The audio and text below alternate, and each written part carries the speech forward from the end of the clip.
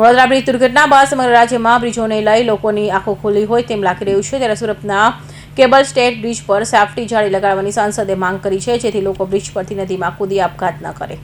Vadodara bridge દુર્ઘટના બાદ લોકોની આંખ ખુલી રહી છે, ત્યારે કેબલ સ્ટેટ બ્રિજને લઈ સાંસદે પાલિકાને લખ્યો પત્ર।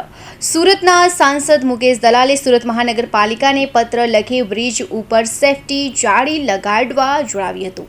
નગરજનોની સલામતી માટે અને લોકો ઉશ્કેરાટમાં આત્મહત્યા કરી પોતાની અમૂલ્ય જિંદગી ન ગુમાવી બેસે તે માટે 2009થી શહેરના તમામ રિવર બ્રિજોની ઉપર સેફટી જાળી લગાડવામાં આવી હતી। તો 2009 અને 10 પહેલા સુરતના સરદાર બ્રિજ ઉપરથી અને સૌજી કોરાટ બ્રિજ ઉપરથી દર વર્ષે સરેરાશ 80 થી પણ વધુ લોકો આત્મહત્યા કરતા હતા, તે પણ સાંસદ મુકેશ દલાલે જણાવ્યું હતું।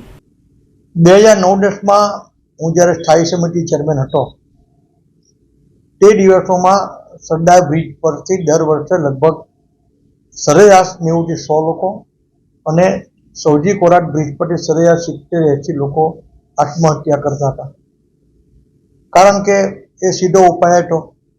તેને કારણે કેટલાય કુટુંબો બરબાદ થઈ ગયા, કેટલા યુવાનો યુવતીઓની જિંદગી બરબાદ થઈ જતી હતી। ત્યારે મેં સર્વપ્રથમ નેટ અહીં સરદાર બ્રિજ પર લગાવવાનું સૂચન મેં મ્યુનિસિપલ કમિશનરશ્રીને કર્યું હતું।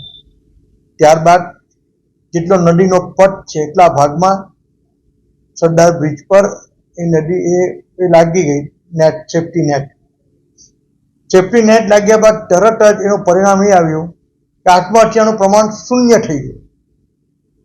તે પરિણામ જોઈને તાત્કાલિક પછી જેટલા પણ બ્રિજ છે એમાં સૌજી કોરાટ બ્રિજને સેકન્ડ પ્રાયોરિટીમાં લઈને સૌજી કોરાટ બ્રિજ પરથી પણ આ નેટ લગાવવામાં આવી। સૌજી કોરાટ બ્રિજ પર પણ આત્મહત્યાનું પ્રમાણ શૂન્ય થયું। ત્યારબાદ જેટલા પણ બ્રિજ બન્યા, નહેરુ બ્રિજ પર પણ લગાવી, નવા જેટલા પણ રિવર બ્રિજ બન્યા એની પર પણ લગાવી, પણ 2010માં જે કેબલ સ્ટેટ બ્રિજ બન્યો છે એમાં સંભાવ આ સેફટી નેટ લગાવવામાં ચૂક થઈ ગઈ છે। તો મારા ધ્યાન પર વિષય આવતા મેં જોયું કે ત્યાં સેફટી નેટ નથી, તો મેં મ્યુનિસિપલ કમિશનરને એક પત્ર લખીને સૂચન કર્યું છે કે તાકીદે કેબલ સ્ટેટ બ્રિજનો સ્ટ્રક્ચરલ રિપોર્ટ કઢાવીને અને જો એ સ્ટ્રક્ચરલ રિપોર્ટ પોઝિટિવ આવે તો જેટલા પટ્ટમાં નદી છે તેટલા પટ્ટમાં એક સેફટી નેટ લગાડવામાં આવે, જેથી આ પુલ પરથી પણ લોકો કૂદીને આત્મહત્યા નહીં કરે અને શહેરીજનોની જિંદગી બચે, અમૂલ્ય જિંદગી બચે અને કેટલાય કુટુંબો બરબાદ થતા બચે।